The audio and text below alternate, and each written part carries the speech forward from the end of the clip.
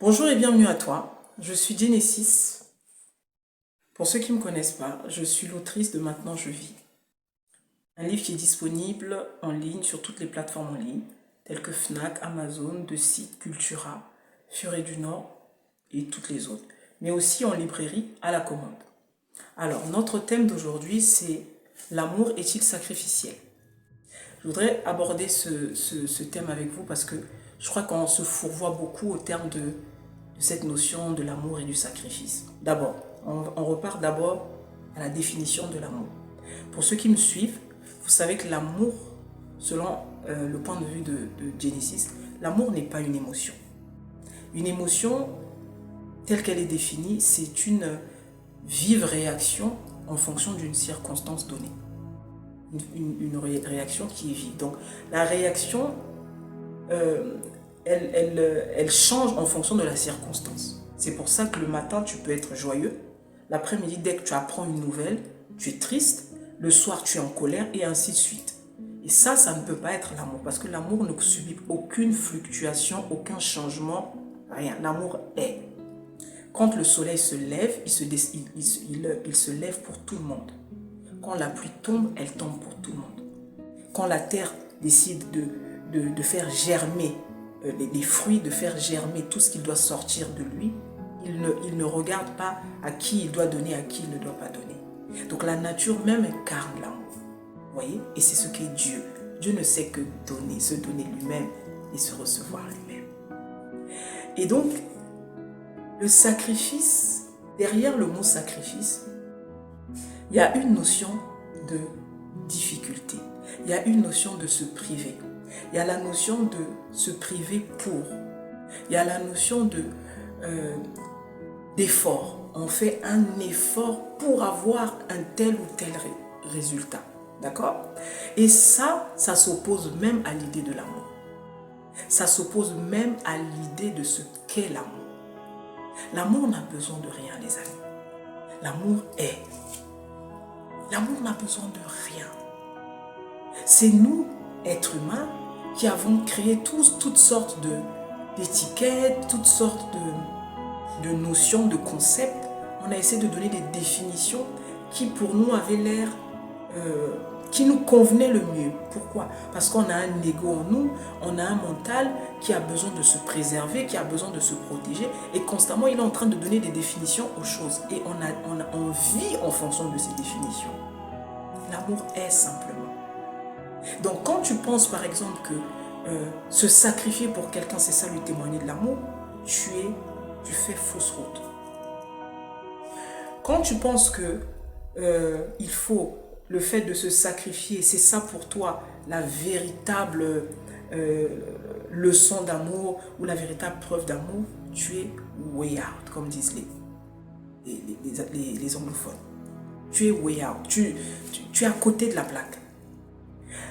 Les parents, par exemple, qui vont faire plein de choses. On l'entend souvent. Je me suis sacrifié toute ma vie, surtout quand il y a un seul parent à élever les enfants. Donc il y a un parent qui est manquant. Celui-là qui va avoir la pression de la société, la pression de la famille, la pression d'elle-même. Elle va se dire que je dois me donner. Cette personne va se dire je dois me donner corps et âme. Il faut que mes enfants ne manquent de rien. Il faut que mes enfants aillent dans de bonnes écoles. Il ne faut pas que je montre une certaine vulnérabilité de peur d'être jugé, de peur que les gens disent que j'ai échoué seul. Vous comprenez? Et donc ça va faire naître quoi? Cette espèce de besoin de toujours faire les choses bien par rapport aux gens. On va faire des choses pour nos enfants dans le but que demain, ça nous soit rendu. Je fais tout ça pour vous. Demain, quand vous travaillerez, vous penserez à moi. Je fais tout ça pour vous, pour ceci. Il y a toujours une condition derrière. Mais je suis désolée de vous décevoir. Les parents qui pensent comme ça, vos enfants ne sont pas là pour faire votre volonté. Vos enfants sont des âmes à part entière qui sont venus faire leur pèlerinage terrestre. Comme vous. Ne voyez pas leur âge, ne voyez pas du fait qu'ils soient sortis de vous. Vous êtes juste le rôle du Père. Mais au-delà de ça, il n'y a rien d'autre. Vous voyez? C'est une illusion que de croire que parce que tu te sacrifies, L'autre te doit quelque chose. Ça, c'est encore le mental. Le mental, où il est bourreau, où il est victime. Toujours. Il a toujours ces deux rôles. Où il est bourreau, où c'est à lui on a fait tout plein de choses. Les gens ne l'aiment pas. C'est toujours lui la victime. Ou alors c'est lui qui prend les choses en main et qui te contrôle. Donc dans tout ça, il faut trouver l'équilibre. Dans tout ça, il faut que tu trouves ton équilibre. Le mental fait partie de toi parce que tu l'as créé. C'est ça qui te permet de mettre des barrières. C'est ça qui te permet de mettre des stops quand il y a des exagérations. En tout cas, ce que tu appelles toi exagération, des excès. C'est là où tu vas dire non, là trop, c'est trop. Là, c'est ton mental qui parle. Il sert à ça aussi le mental. Mais il faut trouver l'équilibre dans tout ça. Maintenant, le sacrifice, qu'est-ce qu'il vient faire dans ta vie? Qu'est-ce que ça a à voir avec l'amour? Quand tu es sorti avec un homme, pour vous les femmes, tu es sorti avec un homme. Tu l'as rencontré, tu l'as aimé. Seulement, plus tu avances, plus tu te dis comment je vais faire pour avoir cet homme, pour qu'il me mange dans la main. Comment je vais faire pour que cet homme ne jure que sur moi. Je veux lui en mettre plein la vue. Et tu es celle qui lui donne de l'argent. Tu es celle qui résout tous ses problèmes, alors que parfois il ne t'a rien demandé. Même s'il t'a demandé, même quand tu n'as pas, tu vas t'endetter parce que tu veux absolument le satisfaire. Il faut que tu te poses la question de savoir pourquoi je fais tout ça. Est-ce que c'est l'amour qui me demande de faire ça? Est-ce que réellement c'est l'amour qui me demande de faire ça? Ou alors ce sont mes peurs déguisées en amour. Ce sont mes insécurités déguisées en amour. J'ai peur de le perdre. J'ai peur qu'il me voie différemment. Je veux qu'il me voie différemment des autres femmes qu'il a eues.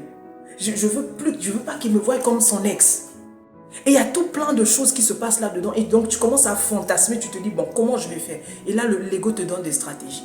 Fais ci, donne-lui, offre-lui. Et tu es là, tu es la vache à lait, littéralement. Et parce que tu es la vache à lait a besoin de quelqu'un qui va boire, n'est-ce pas? Lui, il est celui qui va boire. Toi, tu es celui qui va donner.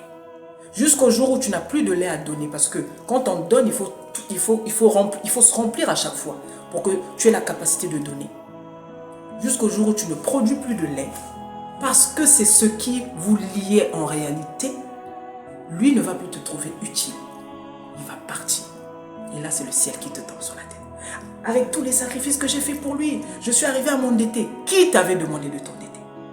Qui t'avait dit d'aller faire ce que tu as fait? Tu es sûr que c'est l'amour?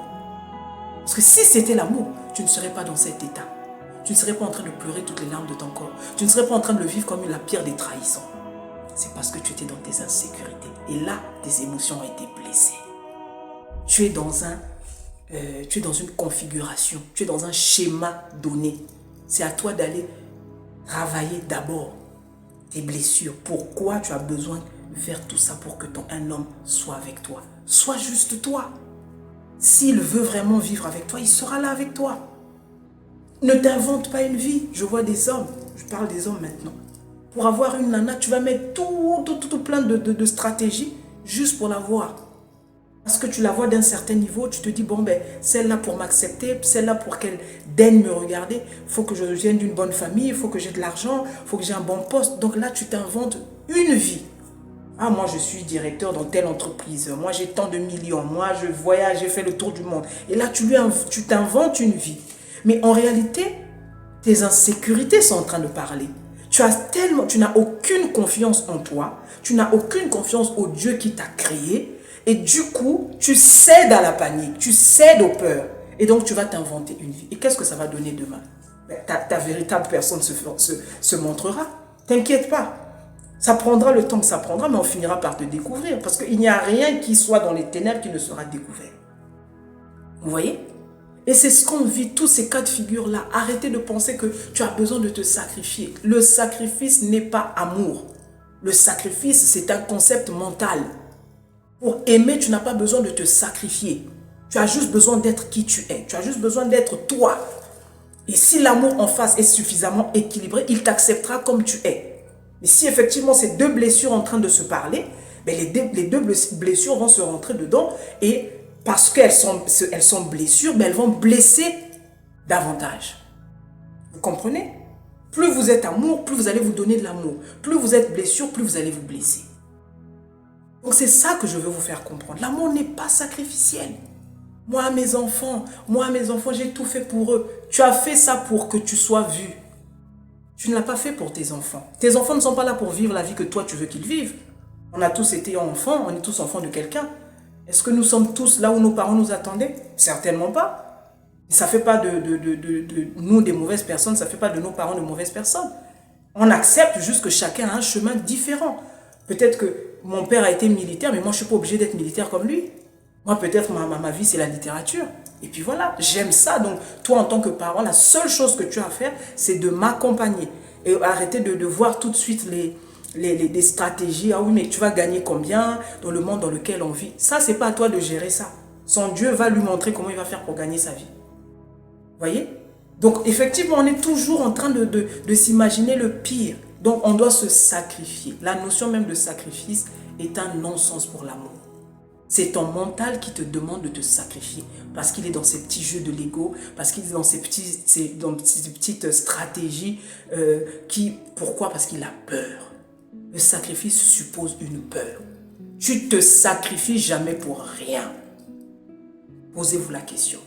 Tu te sacrifies jamais pour rien. Quand tu te sacrifies, il y a toujours derrière quelque chose que tu attends. Or, l'amour, on n'attend rien. Quand on donne, c'est parce qu'on est bon. Quand on fait du bien, c'est parce qu'on est quelqu'un de bien. Quand on donne de l'amour, c'est parce qu'on est amour. On ne le fait pas pour qu'en retour, qu'on puisse avoir la même chose. Sinon, tu vas être malheureux sur cette terre parce que tout le monde ne te donnera pas toujours l'amour. Mais toi, sois juste qui tu es. Toi, continue toujours à être la personne bonne que tu dois être. Tu ne le fais pas pour quelqu'un, c'est pour toi. Parce que tu as compris ta nature et tu veux vivre de ta nature. Donc, non, l'amour n'est pas sacrificiel. Le sacrifice émane de ce concept mental. Il faut faire que pour que. Ça, c'est le mental qui est déjà en mode sécurité. Il veut prévoir, il se projette. Et si ça arrivait, il faut se protéger. Ça, c'est le mental. L'amour ne sait que donner. J'espère que ça a aidé quelqu'un. Je te souhaite d'être heureux. C'était Genesis. Bye.